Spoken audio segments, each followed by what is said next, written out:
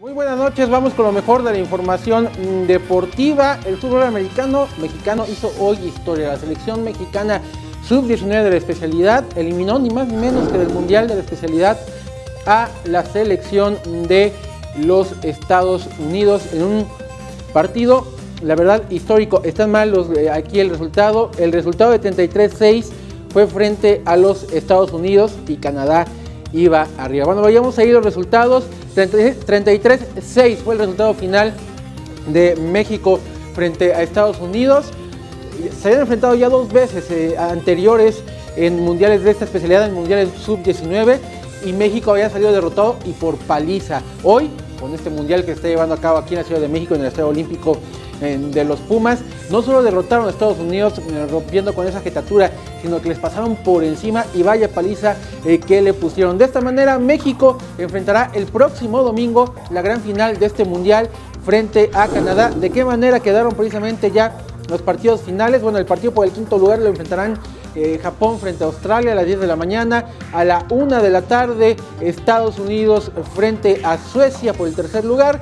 Y a las 4 de la tarde, la gran final del certamen entre México y Canadá. Estadio Olímpico de los Pumas, próximo domingo, para que vaya a apoyar a estos muchachos menores de 19 años que a ver se lo merecen. Están haciendo historia para este deporte en nuestro país. Y vamos a hablar ahora del otro fútbol, del fútbol soccer, porque la FIFA dio a conocer algunos datos muy curiosos de la recién concluida Copa del Mundo de Rusia 2018. El Mundial de Rusia 2018 terminó, pero los datos curiosos, estadísticas y cifras continúan conociéndose. Veamos algunos de ellos. Cuando Uruguay y Portugal se enfrentaron en octavos de final, sus técnicos Oscar Washington Tabárez y Fernando Santos sumaron 135 años y 3 meses de edad, lo que supone la mayor edad conjunta de dos seleccionadores en un partido mundialista. Iván Perisic recorrió 72.5 kilómetros en Rusia 2018, más que ningún otro jugador. Tuvieron que pasar 48 años para que una selección lograra remontar una desventaja de 2 goles para ganar un partido de la segunda fase de un mundial. Fue el combinado de Bélgica el que reaccionó para tumbar a Japón por 3-2. Pese a ser considerados como los mejores del mundo, Lionel Messi y Cristiano Ronaldo suman 2 horas y 10 minutos sin marcar en la fase de eliminatorias de los mundiales. David De Gea, favorito al Guante de Oro, antes del campeonato, registró el porcentaje de paradas más bajo del mundial, con 14.3%. El portero de 27 años solo firmó una parada y encajó 6 goles en 4 partidos. Rusia 2018 contó con un total de 12 goles en propia meta, duplicando el anterior récord de 6 que se estableció en Francia en 1998. El marroquí Aziz Bouadouz firmó el gol más tardío en la historia de los mundiales en el minuto 95 contra Irán. Vianey Zárate, 21 Noticias. El América debuta el próximo domingo en el torneo de apertura 2018 con una plantilla que entre lesionados y convocados a selecciones menores, Miguel Herrera se va a tener que ver negras en esas primeras jornadas.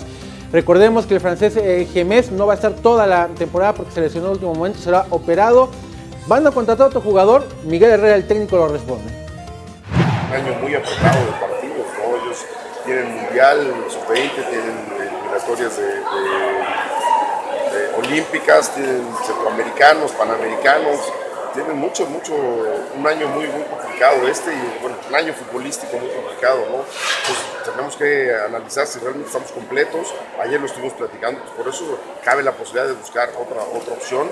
Sí, hay una muy buena opción, pero obviamente pues, estaremos analizándola si la traemos, ¿no? Porque, reitero, hay jóvenes muy interesantes en la cantera y que queremos ver.